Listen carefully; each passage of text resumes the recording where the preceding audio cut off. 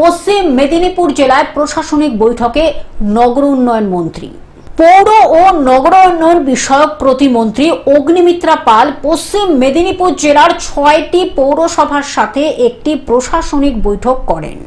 এই বৈঠকে মেদিনীপুর, দাসপুর ও চন্দ্রকোনার বিধায়ক এবং জেলা শাসক, মহকুমা শাসক, বিডিও, পৌর প্রধানরা উপস্থিত ছিলেন। তিনি জানান যে পৌরসভাগুলো আর আগের মতো কাজ করবে না। পৌর এলাকার মধ্যে রাস্তাঘাট, পানীয় জলের ব্যবস্থা এবং গণ শৌচালয় নির্মাণ সহ সমস্ত কাজ দ্রুত সম্পন্ন করার জন্য নির্দেশ দেওয়া হয়।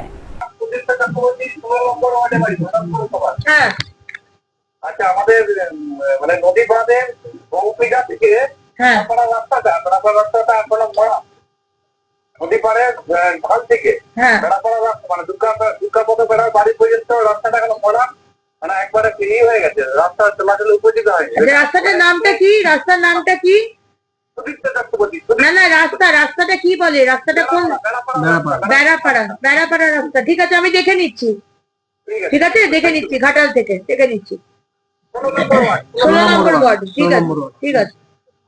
পশ্চিম মেদিনীপুর থেকে কল্যাণ মণ্ডলের রিপোর্ট, গ্লোব নিউজ।